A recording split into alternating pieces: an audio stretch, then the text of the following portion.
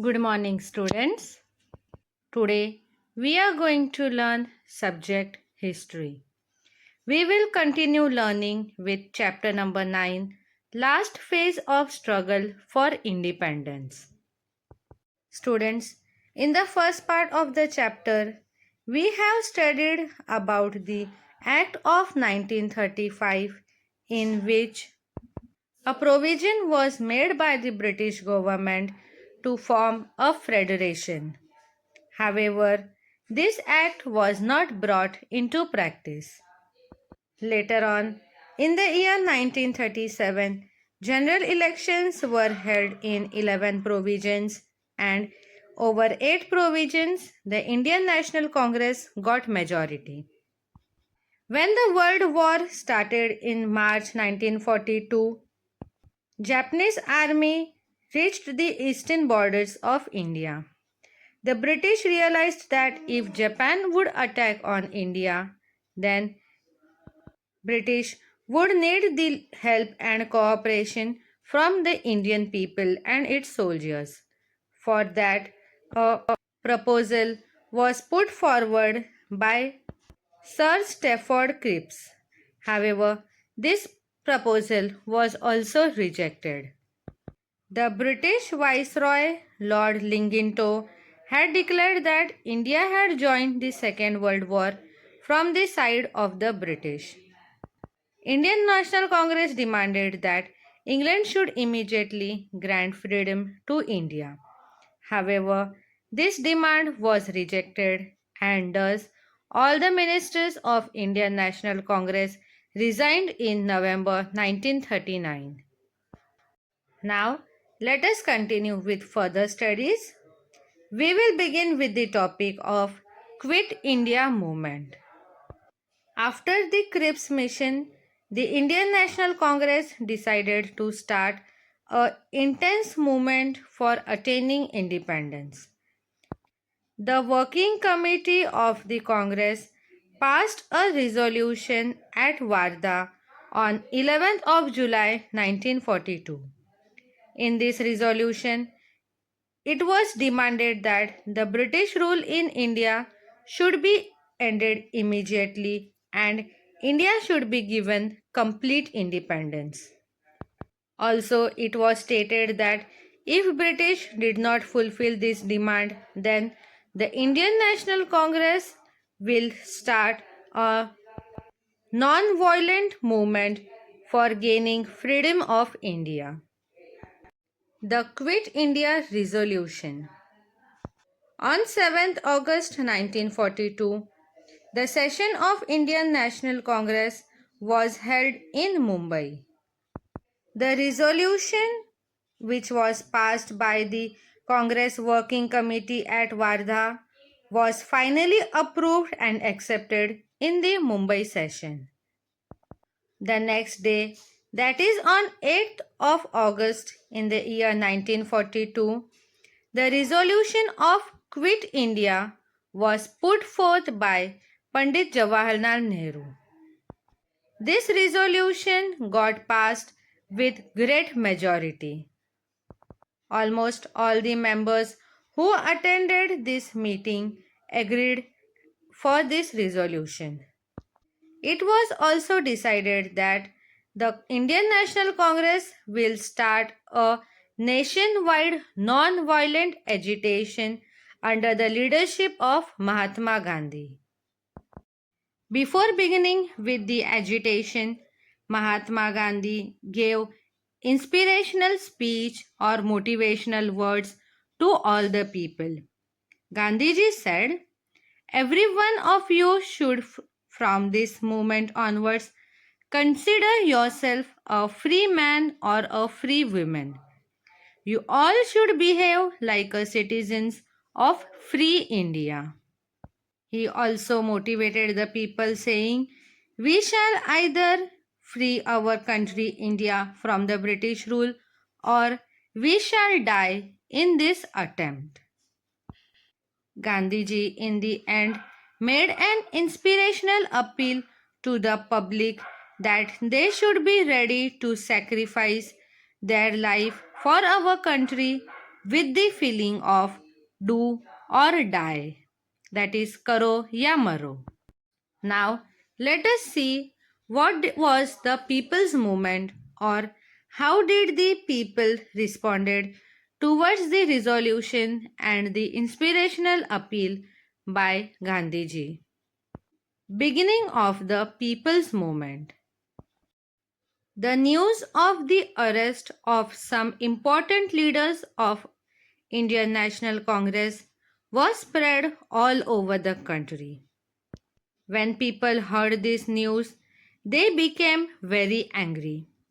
This angry mob or the group of people took out processions at various places. In order to stop the people from doing these processions, police lathi charged them and even carried out open firing. Even after these actions taken by the police, the people were not afraid. The angry agitators attacked some places, jails, police stations, railway stations, etc. The people tried to take complete control over the government offices. In our state Maharashtra, people belonging to all the age group, that is even the young and the old people, struggled with great determination and boundless courage. People struggled with courage at various places like Chimur, Ashti, Yavali, Mahad, Gargoti, etc. And during this struggle, many of the people became immortal or gave their life for the freedom of our country. The underground movement.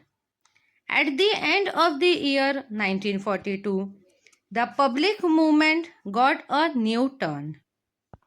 All the young socialist activists took up the responsibility of the leadership of this movement. Some of the important socialist activists were Jai Prakash Narayan, Dr. Ram Manohar Lohia, Chhattubhai Puranik, Achyutrao Patwardhan, Aruna Asaf Ali, Yusuf Meher Ali, Suchita Kripalani, S.M. Joshi, Shirubhai Limaye, N.G. Gore, Yashwantrao Chauhan, Vasantdada Patil, Maganlal भागड़ी, Usha Mehta, etc. These were the leaders who were in the forefront in the movement against the British rulers. All these activists completely disrupted or destroyed the transport and communication system of the government. They also disrupted the work of the government machinery by the breakdown of railway routes, cutting off telephone lines, blowing up bridges, etc.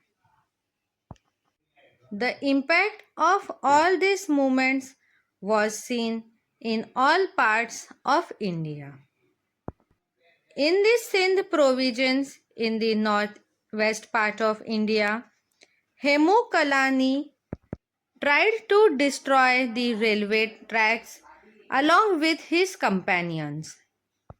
Hemu had received a news that a railway carriage which was carrying some British troops and its suppliers was going to pass by it.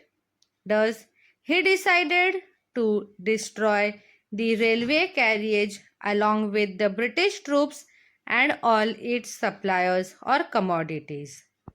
He was caught by the police and the court punished him to be hanged to death.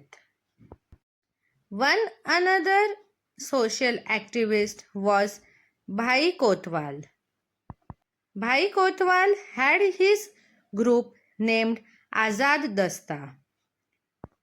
The work of the Azad Dasta in the Karjat Taluka of today, that is modern days Raigad district, and also the work of General Avaris group named Lal Sena in the city of Nagpur in Maharashtra made the British government completely helpless and witless for several months.